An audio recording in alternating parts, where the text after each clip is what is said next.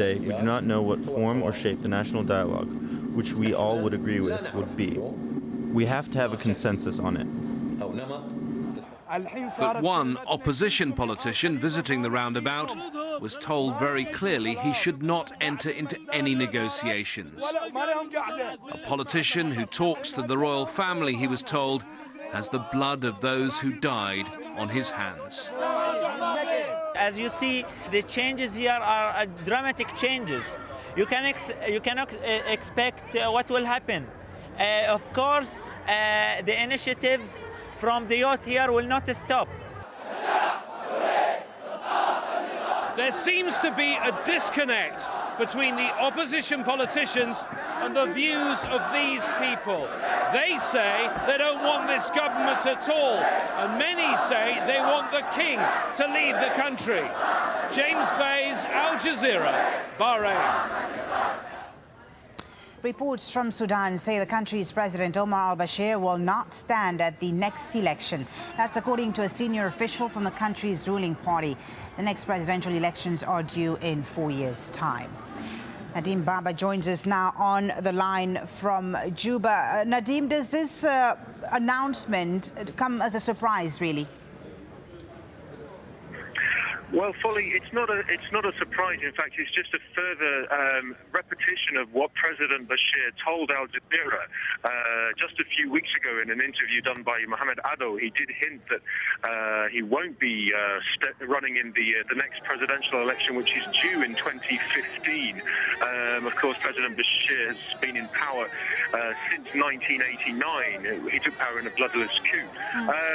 There are, though, reports from the Reuters news agency of some more possible concessions that President Bashir might have made during a meeting of the youth sector of his National Congress party last week.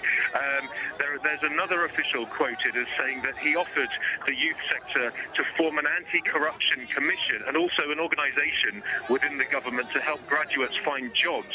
Now, of course, if this were to be confirmed, this would be seen as some kind of reaction to the events that everybody's been following for so many weeks now across the region, Folly. Okay, Nadeem, do we have time for another question? Yes. Nadeem, I was just going to ask you, why this announcement and these concessions that you mentioned now? Sure. Well, obviously, his critics will say that he's been forced into some kind of further steps after he hinted to AlJazeera that he wouldn't run in the next elections, which are due in 2015. There have been protests in northern Sudan, in Khartoum and other places in the north of the country since January. Many small demonstrations, which were very quickly quelled by the security services, and nothing really allowed to develop to the extent that we've seen in other countries.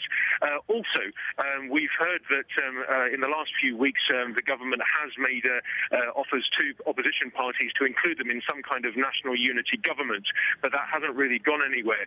There has been reaction from one of the opposition parties in Sudan. A senior Communist Party official is quoted by Reuters as saying that if Bashir and his entourage were serious, they would release political prisoners and allow people to hold peaceful protests.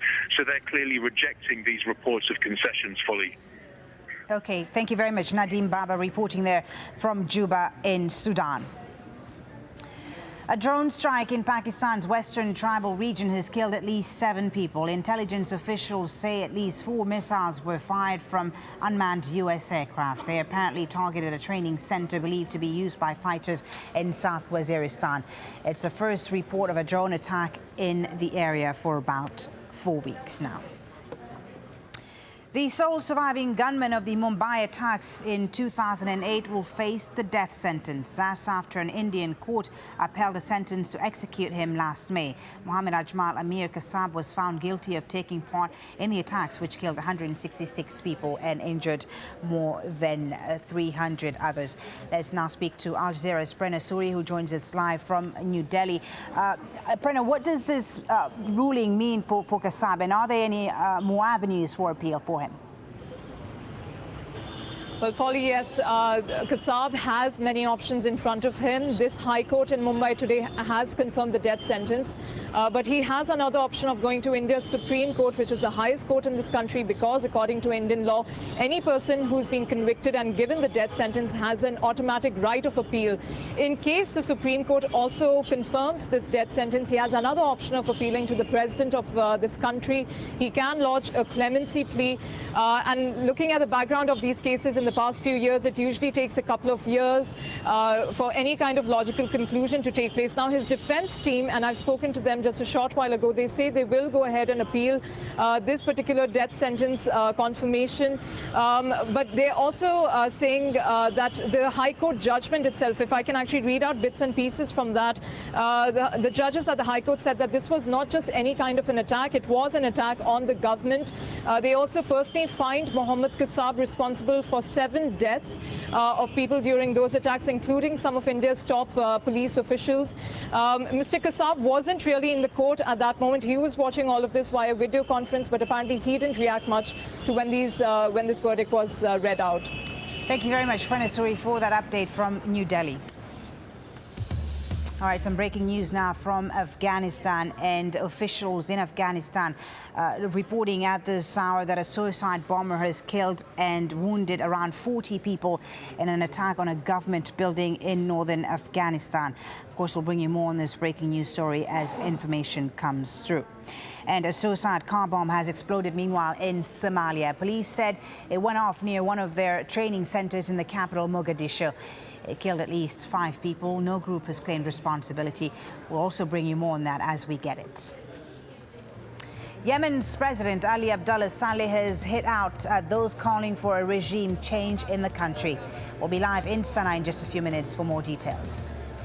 And the worst drought to hit China's Shandong province for 2 centuries. The search is on for water.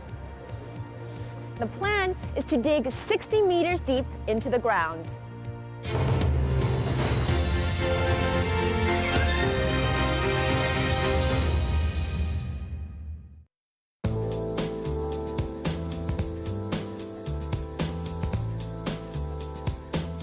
Welcome to another look at the international forecast. It's staying dry across a good part of North Asia. What shower cloud we do have for Japan in the process of moving away. So looking set fair across Japan. Some very pleasant sunshine to come here. Not so pleasant is the fact that it stays dry into northern China. Worst drought in 200 years here.